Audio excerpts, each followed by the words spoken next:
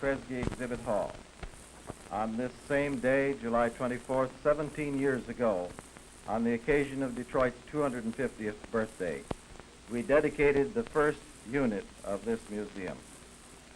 Just 267 years ago today, Cadillac came to found Fort Pontchartrain. July 24th has great historical significance to our city and to our museum. We are glad that all of you came today to join us on this happy occasion.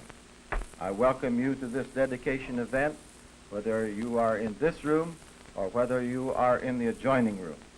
We regret that because of the threat of rain that we had to hold the ceremonies inside the building, but at least we were certain of being dry. We hope that after the program you will all have an opportunity to see the building and see the exciting exhibits which you may view following the program. We are privileged to have with us today our city's chief executive, the Honorable Jerome P. Cavanagh. The Commission and the museum are mindful of the deep debt of gratitude to Mayor Cavanagh, whose concern for the museum goes far beyond his responsibilities as executive officer of our city. We who work in museums have a special and perhaps emotional kinship with the mayor. We know that he is really one of us. It may come as a surprise to some of you to know that our mayor was once a guide at Greenfield Village. It just goes to prove that museum employment never inhibited success in another field. It is a privilege and honor to present the Honorable Jerome P. Cavanagh, Mayor of the City of Detroit. Mr. Mayor.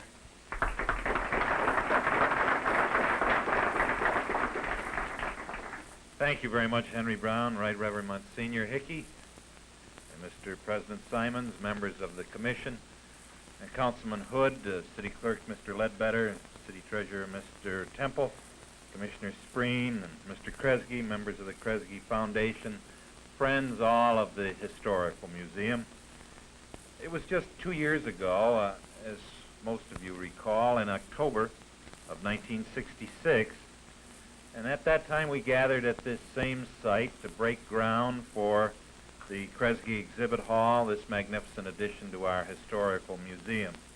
And today, very appropriately, on our city's birthday, we return to dedicate this most handsome of structures and invite all of the people here in the metropolitan area to enter, enjoy, and learn, really, from this most vivid repository of Detroit's past.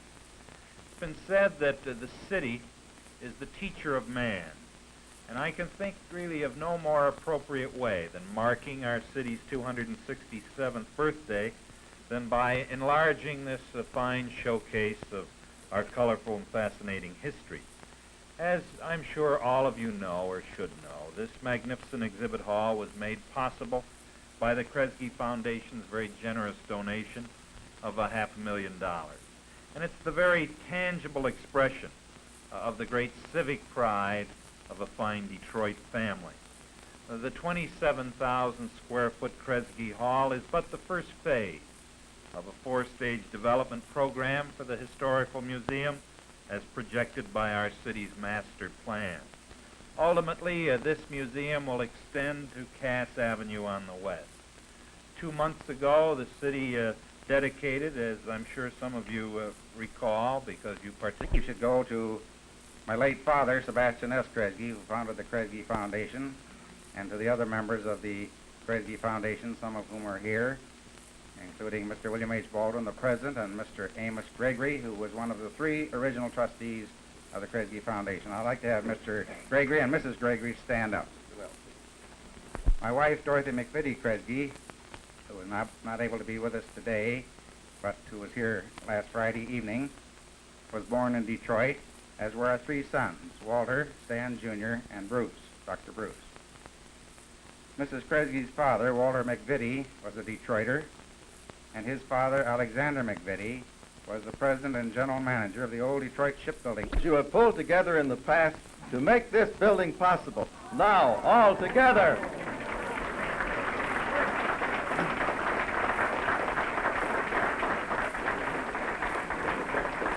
And it worked. Now, if you just...